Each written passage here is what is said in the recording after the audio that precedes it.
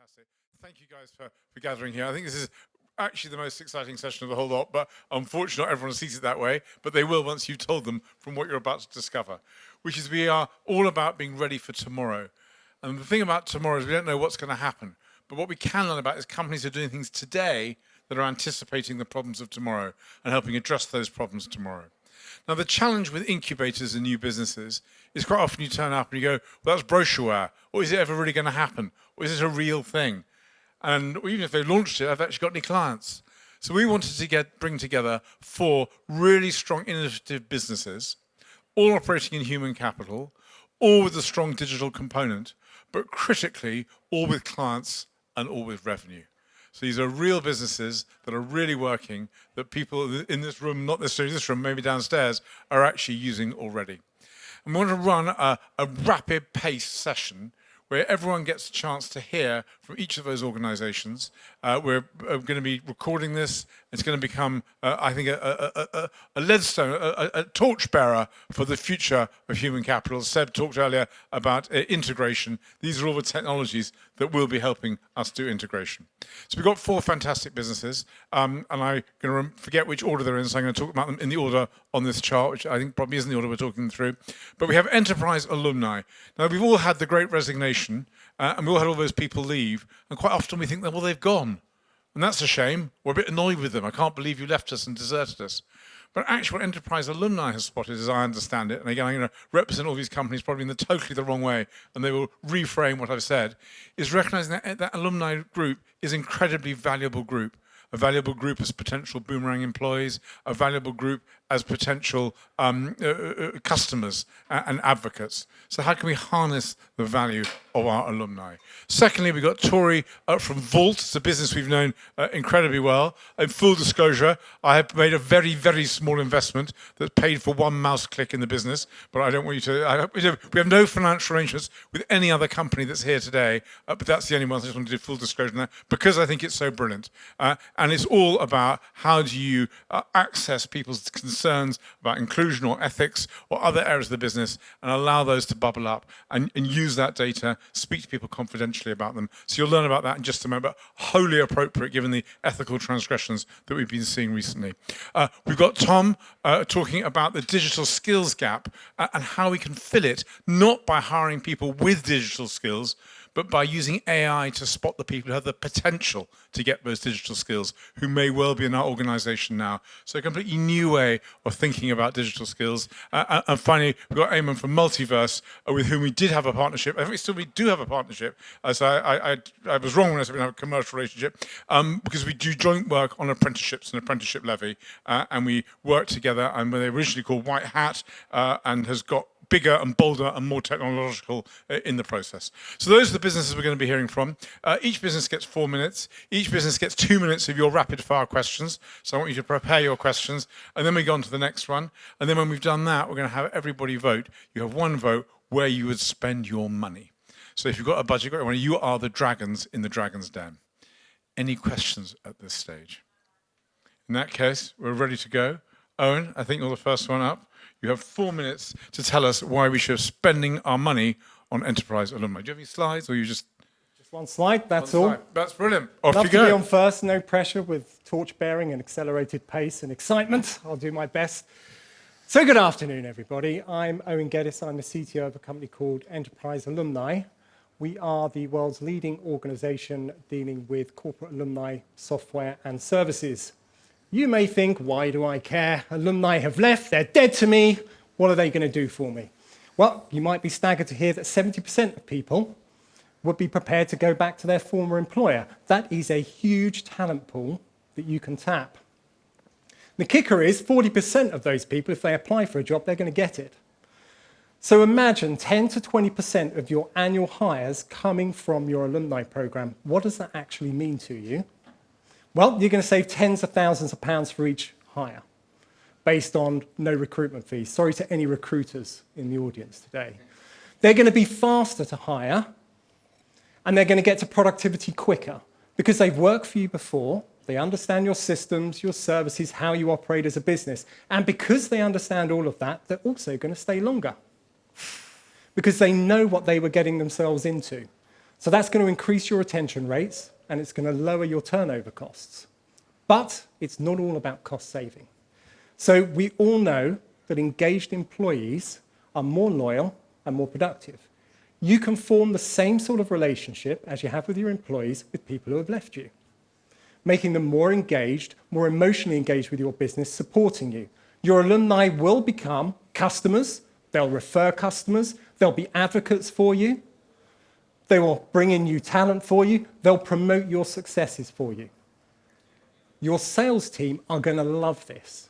You can integrate this with your CRM, which means when your sales team are looking at new targets, they can find an alumni to open the door for them or act as a champion. Whether you're a bank selling a new credit card or a retailer selling Peppa Pig sweets, your alumni are potential customers.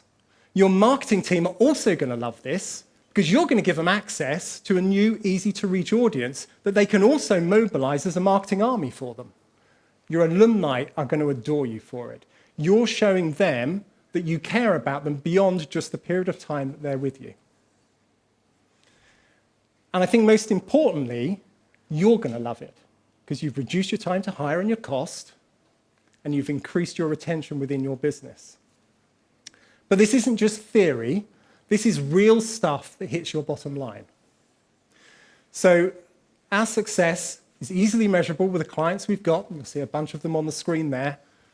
We support the world's largest and most successful organizations. People like Bank of America, BlackRock, the Royal Air Force, Marks & Spencer's, Northwell Health, Nike, I could go on. At this point, you're probably thinking, Owen, that's great, fabulous pitch, thank you. You've reminded me why alumni are really important. You're welcome. But I've got a CRM or a LinkedIn group that can deal with that. Orcs. What if I told you LinkedIn don't use LinkedIn? LinkedIn use enterprise alumni software and services to manage their alumni network from end to end. In fact, we work really closely with them to embed lots of their game-changing technologies in our platform. With all the resources they have available to them, their own platform, all the people at Microsoft, all the software at Microsoft, they chose to use Enterprise Alumni because they recognize this is an incredible opportunity to tap an amazing set of people, get fabulous ROI, but you need a specialist product and service to be able to achieve it. So naturally, we would be delighted to offer you the same opportunity, and we would love to bring all of you the same results in this room. Thank you for your patience, and I would be delighted to take your incredibly convenient and easy to answer questions. Let's go. First, thank you very much. 4 minutes on the nose. Off you go, please, and then we'll go over there in a moment. Can you imagine consulting companies would love to have this due to the turnover they have and the attrition they have, but these people don't want to work for client companies. I don't see huge big fours, for example. What do they say to you? Are they interested?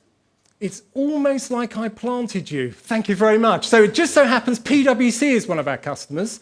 And yes, of course, they want to look after their former employees, but also their clients. So they have a lifelong relationship with their clients. So this is actually about looking after the people that are most important to you as an organization.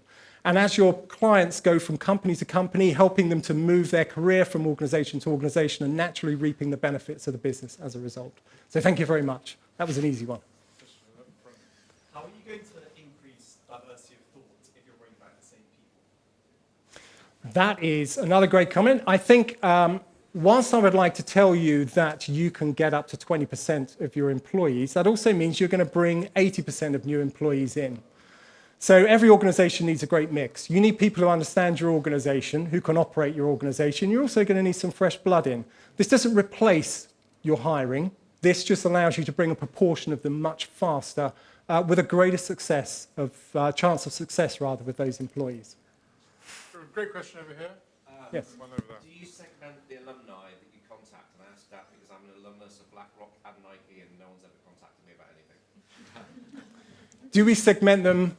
So yes, one of the powers of the tool is that we can identify people within the community based on who they are, their needs, whether they've ever engaged. The needs of the intern that's just left are very different to the partner who's given 40 years of service.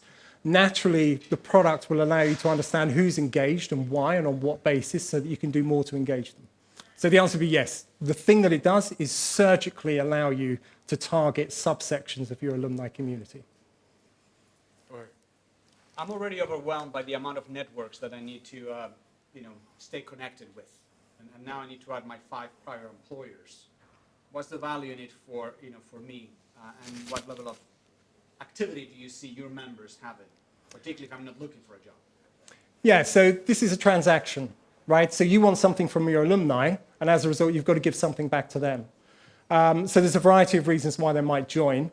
They might join because they want to network with people they know.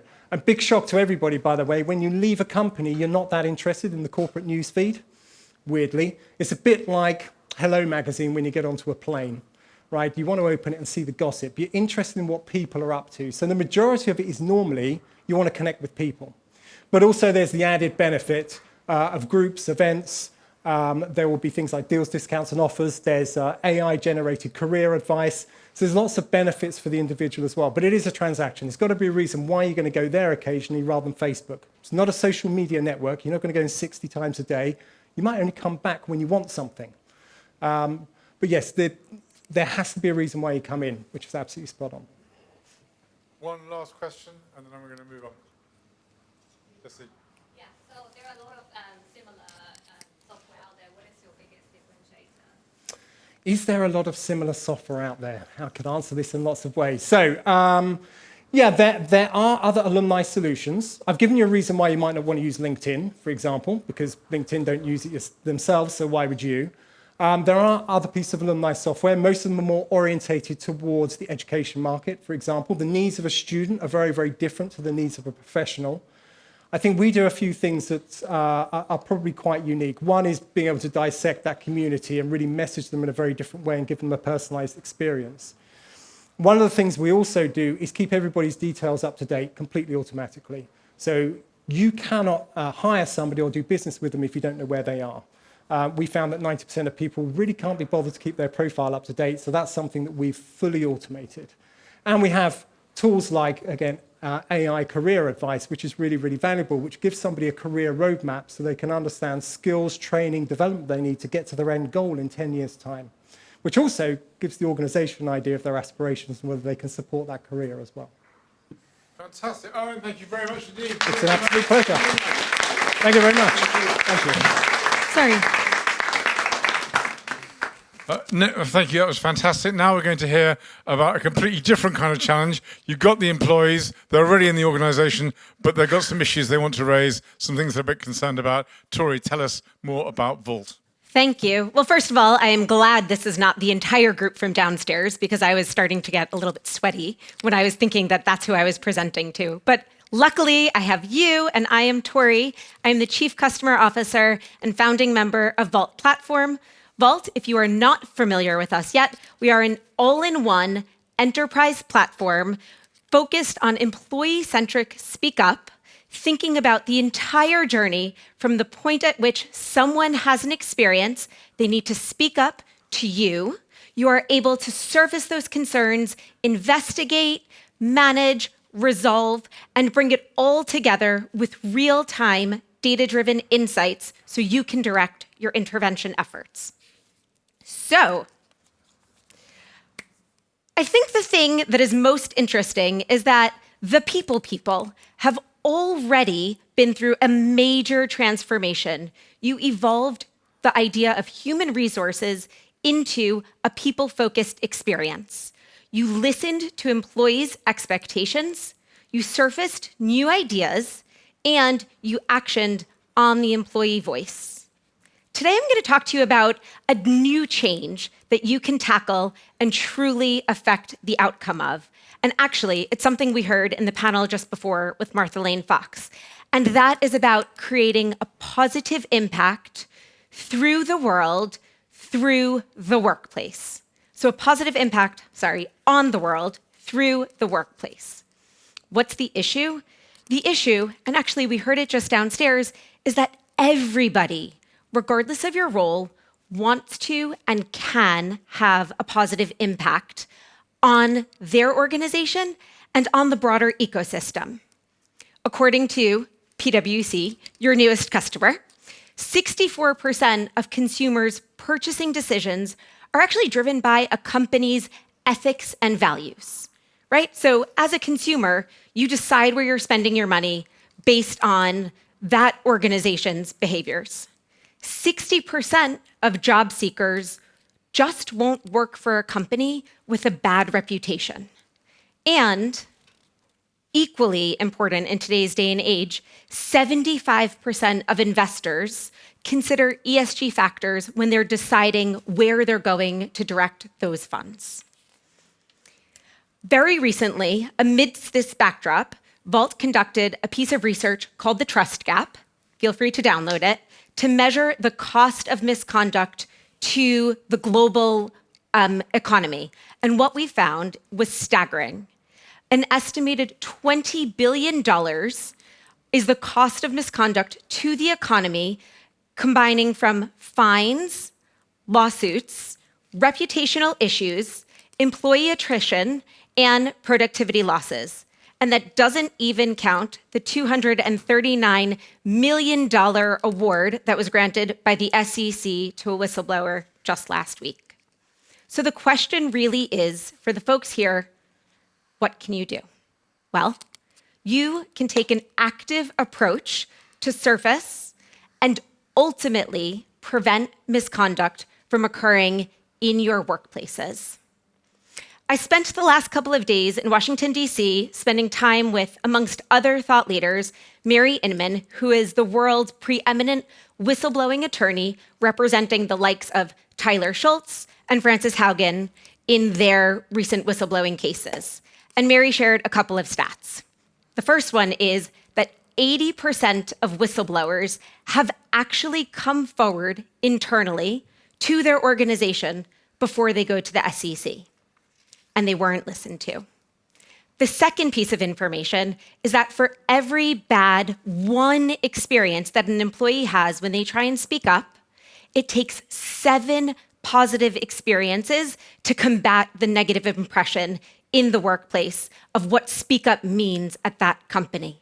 So for every person who comes forward and has a bad experience, you need to treat 7 other cases well just for it to be neutrally perceived. So I'm going to need to keep you going. You've got a few more points. I'm okay? Couple points. So my point is, how do you harness employees' trust? These employees who are the most loyal ones that you have. The answer is to meet them where they're at. Come and get to them, leverage modern technology so that they can speak up to you safely, allow them to come forward with safety in numbers using our unique feature called Go Together, and get real-time data-driven insights so that you know what's happening and how to intervene. Our clients include a range from Airbnb, MNC Saatchi, OVO Energy, CNC Group, eToro, Mind Gym, Glossier, and many others. We would love to talk to you as well. Brilliant. Thank you very much, Tori. Excellent. I'm going to ask you very quickly to explain the problems we're here to solve. In a nutshell, what does Vault do? What are the features? How does it work? Employees are able to speak up through digital technology, through a mobile app, through a web form, through using their voice to tell you directly about the ethical violations and code of conduct breaches that they're experiencing in the workplace. And then you can manage those investigations, drive them to resolution, and have real-time dashboard of insights so that you know what's happening and how to intervene with it. Great questions. Yes, please.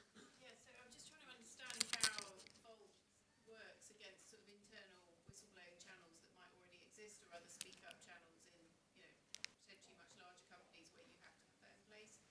Trying to understand, what's the difference that you bring?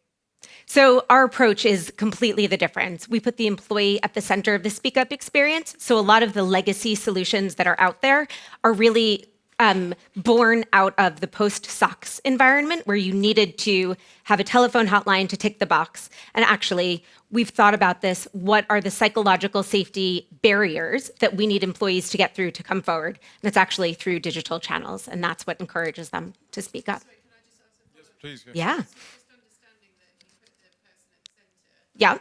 What is it? So if I were to raise an issue, what do I get back, or how do I feel through that with you? Yeah. Yeah, so that's actually a really good clarifier for it. So you can speak up either using a mobile app, you can speak up using web form, you can speak up calling a number. And actually, what you're doing, regardless of whether you disclose your identity, whether you remain anonymous, or whether you decide to hold off on your report going through until you know you're not the first or only to raise that concern, your report is going directly to your people team, to your ethics and compliance team, rather than going to a call center. And actually, through the technology, you can continue to communicate with the investigators, even if you've remained anonymous, to get status updates on the progress, to get real-time updates on the outcome of the investigation. And then you, as the employee who's been brave enough to come forward, you get that actual resolution of what's happened. Does that give you the answer that you were looking for? Brilliant. Thank you. The gentleman to your left first. Does a better tool always equate to better decision making? The reporting tool really enables you to speak up better. There's still a human element and organizational dependent as well, how they respond to it. Does it always mean there's a better resolution or decision made based on that report? So that's a really great clarifying question. So I would absolutely say that the organizations that we work with are very much focused on creating a healthy speak up culture, furthering that culture. And as part of their efforts in that vein, they are thinking about their investigation processes, their tools, their what they want to do for their organization. What we do is we provide the technology and the data so that they have the insight to know what is taking place. So what are the areas? Is it a problem with fraud in the finance team in the Far East? Well, that's a very specific intervention that's needed, which could be different than a discrimination case coming out of Los Angeles. So we provide them with the information that they need to be able to make their own business decisions. One more question, and then we're moving on. Same thing is your SEC example is 25, I forget the statistic, but basically if the company had done something about it, they would have never gone to the SEC. So I'm trying to understand, how does the platform, Yeah. yes, it makes it easier for the employee to make a complaint, Yeah. how does it change the behavior of the company to address that complaint?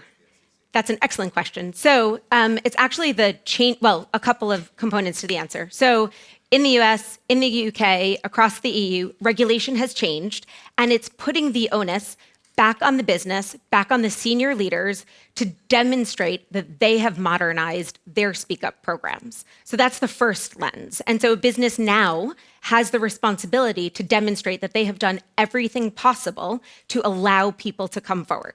So first of all, we provide that mechanism. It's a modern tool, it's a modern interface. It captures more information than what was captured before.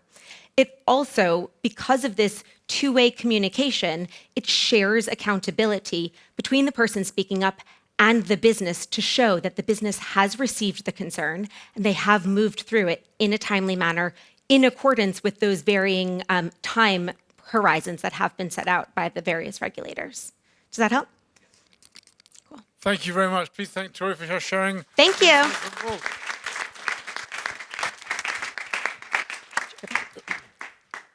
Next up, With You, With Me, founded 2015, entrepreneurs originally in Australia, have I got that right? Brilliant, right, fantastic, of where many great innovations come from. Tom, do you want to come and talk us through? Sounds good. 4 minutes, it's yours. Thanks.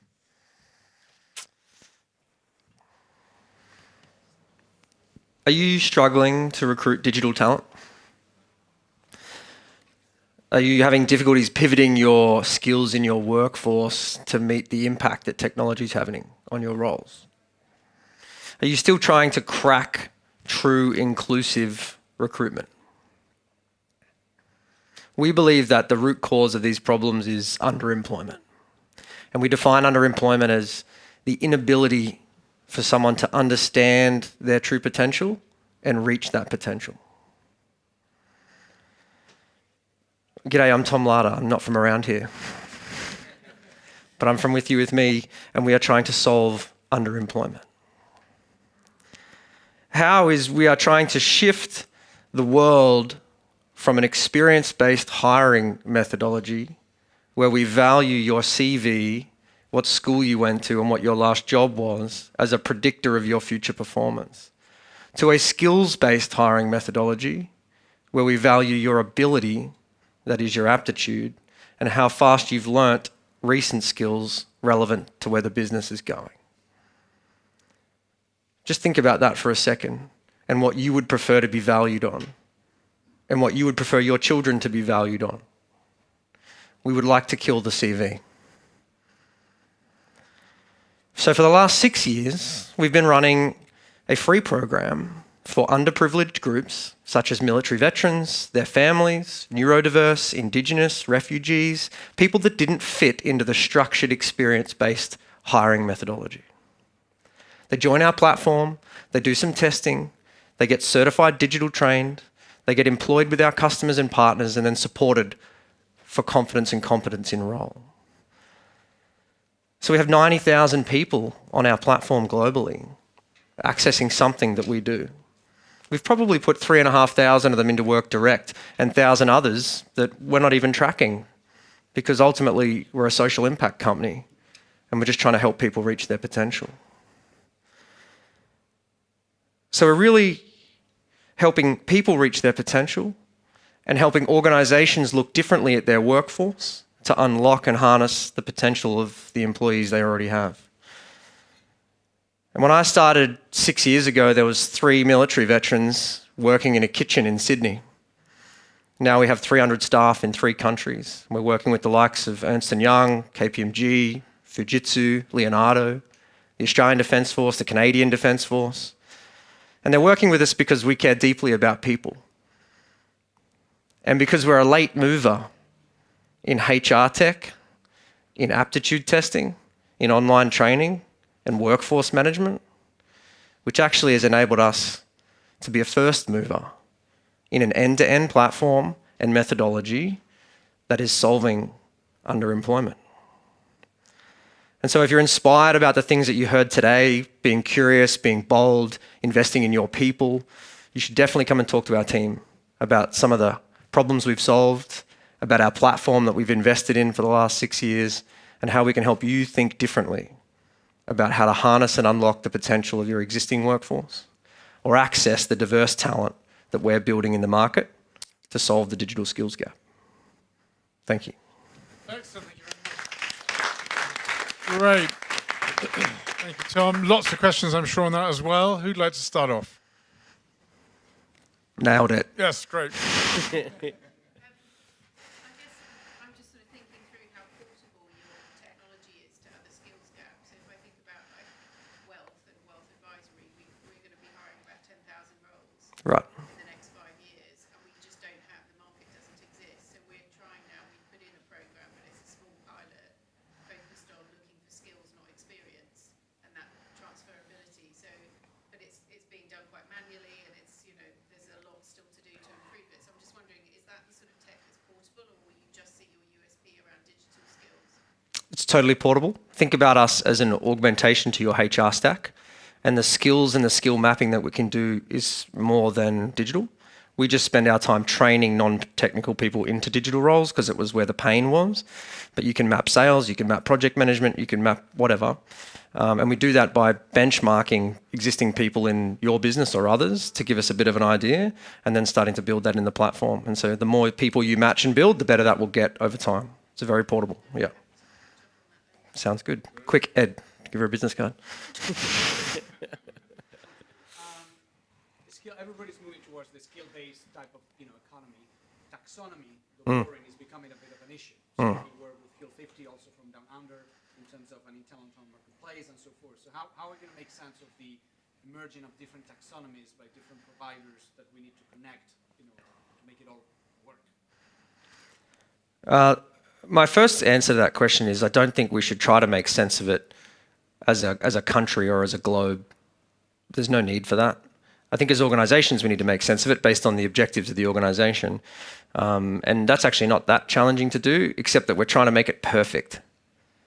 Where we spend most of our time having impact is tell me the thing you want someone to do 80% of the time to grow your capability. Not the list of things you want to put in the JD and the skills and all that. Just tell us what you want them to achieve. There's a good chance we can build that. And that's the same approach we take to skill frameworks. So we're not trying to get a perfect match that makes the decision for us. We're trying to use data that says someone is a good match for these skills, and the skills we chose to select are these ones, and that informs our decision. It doesn't replace the decision. We believe in a future where humans still make decisions, robots don't make decisions. And so I would answer it by saying you kind of avoid it and we're overcomplicating it, and we should keep it simple and focus on people.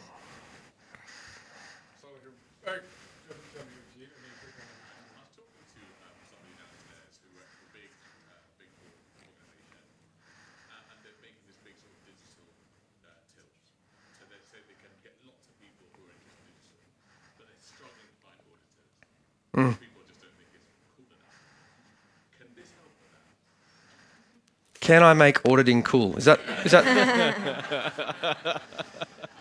I don't think I can. I've done a lot of things.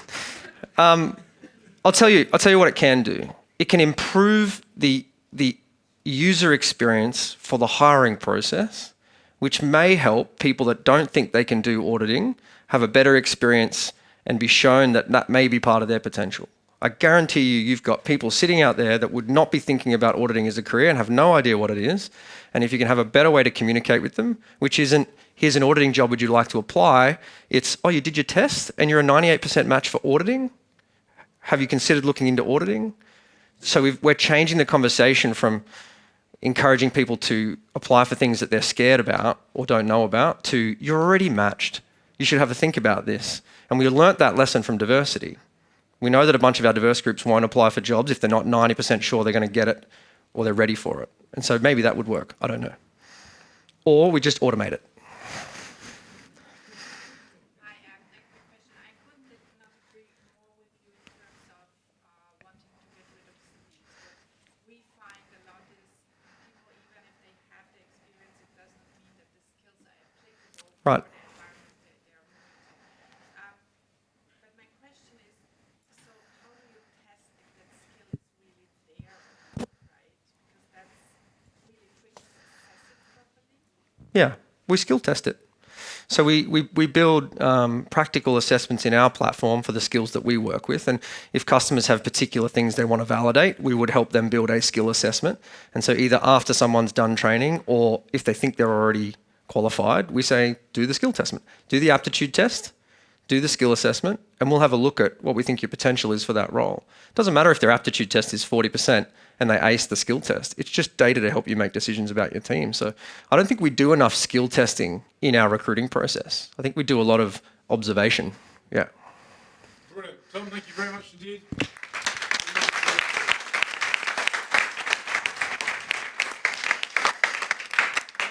route to think of potential, another route to think of potential is the whole world of apprenticeships. And I'm very excited to have Ayman come and talk about Multiverse. Ayman, over to you. Thank you. And I think contrary to the entire kind of Dragon's Den setup, I'm not actually here for your money, guys. I'm here for your apprenticeship levy. So a wonderful tax pot that hopefully we can gain some access to. So Multiverse, we were set up now 7 years ago to solve two critical challenges that we saw in the marketplace. One was the diversity of the workforce, and the other was this ever-increasing digital skills gap. So on the diversity piece, I don't think I need to particularly sell the message too hard that where you start off in life usually determines where you end up. And that just isn't equitable. 6% of individuals in the UK have the privilege to get private education. Yet when we look at Russell Group universities, 30% of those individuals were privately educated. When we then scale that up to the graduate schemes at organizations such as your own, 60% of those places are usually taken by privately educated individuals. So overall, we're missing out on 94% of the country when we're looking at our talent pools. And we know that there's a war on talent. We know that we're struggling to get the right type of digital talent in through the door. And we're missing out individuals who have the talent and the promise that they could get into those positions, yet they just don't have the ability due to the way that society is set up. So how do we solve this? Well, apprenticeships are the answer that we came forward with. So taking an individual that has the ability to work in a position, giving them the skills and the opportunity to learn while they're on the job, and not costing you as the employer a penny. We truly believe that the future of learning is working, and we can fund the types of training in data skills, in software engineering, through the work that we're doing with apprenticeship standards. So no more is an apprenticeship just an individual in a high vis and a hard hat. We're talking about the roles that you critically need to fill over the next few years. A misconception is that apprenticeships are only young people and getting them into the workforce. but in fact, you can utilize them to upskill individuals within your teams already and give them the requisite skills they'll need to future-proof their careers. So we're taking individuals, for example, at Jaguar Land Rover, we're giving them the data skills they need to utilize that Tableau investment that they've made. And ultimately, so far, we've driven millions in revenue in the impact that they've been able to have the apprentices on program. There was a McKinsey report that said by 2030, 80% of the jobs that will exist haven't even been invented yet. How are you thinking about enabling your workforce so that you're not going to be making widespread redundancies? How are you going to give them the skills to future-proof their careers? The answer is in this wonderful pot of money that we have called the apprenticeship levy. What we're able to do with the levy is utilize that tax fund to upskill individuals in this time of economic downturn, where budgets are being slashed, where L&D is often the first thing to be cut, and give your employees the understanding and the opportunity that they can upskill themselves, they can become more efficient in their roles and drive true ROI, purely based on being able to learn while working. That's not all. We don't just stop at your own employees. We understand that 25% of the pot that you have available can be donated to other organizations, whether that's your networks, whether it's your supply chain, whether it's your partners, your customers. You have the opportunity to utilize your tax money to drive ROI and impact in the organizations that potentially need it the most. There we go. Omar, fantastic. Precision choice. Not only is it great, but it's also free. That's quite a compelling proposition. Who's got some questions that they'd like to ask Ayman about Multiverse? Yes, please. Hi. So in terms of like your level 5, 6, 7 qualifications, and some of which are professionally regulated, so if I think about my own professional body CIPD, if someone comes through an apprenticeship level for that, they don't have to do endpoint assessment. They do endpoint assessment to get the levy completely funded. Is that right? I think still, but they can be qualified in CIPD without and get the registration without going through the endpoint assessment, which means someone loses out. So how are you seeing a lot of that with your apprentices going through these routes? Very interesting question. So we have the highest completion rate in the industry. So I think the industry average for completions sits about 40% for most apprenticeships. We sit well above that in the 70 to about 80% category. And the reason for that is we don't just stick to the apprenticeship standard. What we want to do is build programs that deliver real value to employers. So ultimately, the EPAs that individuals are contributing to on our programs are projects they're working on as part of their jobs. So if they're building out a new way to utilize, say, their data management system, of course, they'd want to be submitting that EPA because it's an actual project that they're utilizing at work, which ultimately drives a higher completion rate for the apprentices we have. Great, very good technical question, precision in there. Who else got a question they'd like to ask? Yes, please, Ron. Yes. How are you finding success in the US when there isn't a government-backed levy, and what's the difference of organizations taking up apprenticeships? Really great question. So the predominant focus that we've had in the US to date has been around getting diverse groups into employment and giving them the skills they need. So a great example of this is the work that we've just done with Delta, where we've taken a whole host of baggage handlers who are about to be made redundant, reskilled them into data and analytics roles so that they could contribute towards the success of the company. You're completely right, there's no government funding behind it, but it's such a problem over there in the US to get a diverse workforce and also upskill and reskill individuals that they're willing to pay commercially to ensure the success of those employees. Fantastic. Another fantastic question, a great answer. Anyone else? I'm going to use this brief moment to actually, I was foolish enough to say we didn't partner together. We do and have done for almost, since you started, in 2017 you started? 2016, yeah. 2016. We do a level 3 management program together, don't we? Apprenticeships. So you want to become a great manager, not in CIPD world, but in the real world, then, no, I said that. They're in terrible trouble for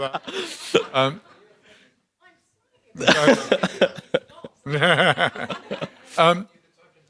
Yeah, we'll definitely take care of that. We work together to build manager skills, and exactly as you say, really high completion rates because people want to become managers, and we like to think the quality is good enough to get there. Any more questions, Ayman? Fantastic, thank you very much indeed.